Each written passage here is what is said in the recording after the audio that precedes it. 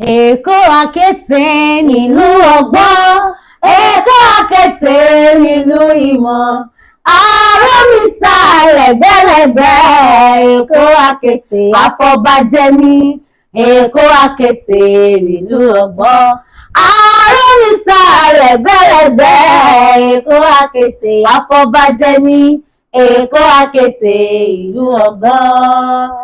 Ẹ káàárọ̀, ẹ káàsán, ẹ káalẹ́ nínú tí ẹ láǹfààní láti máa gbọ́ wa tẹ̀sí ìtúnrẹ́ra. And as you all know, we are the Empress Twins, and today we'll be doing Oríkì Èkó Akéte ìlú ọgbọ́n.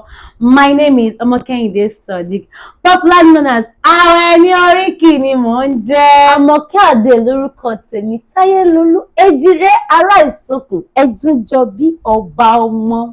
Now, gbogbo èèyàn ọmọ Èkó Akéte ìlú ọgbọ́n, ẹ súnmọ́ bí ẹ wá náwó àwọn bàbá tó bí yín lọ. Àmọ̀kẹ́.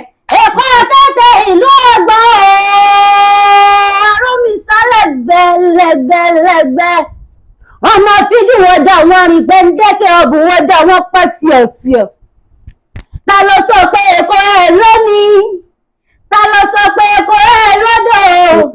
Ẹgbẹ́ mi bí wọ́n pé o, ta ló làbàtà bútú bàbá omi kómi, ta ló làbàtà bútú bàbá odò kodò. Èkó olómi lọ́lọ́, Èkó olómi lẹ́lẹ́, ọmọ gbàmùgbàmù nìyí onílẹ̀ omi, ọmọ gbàmùgbàmù nìyí onílẹ̀ odò.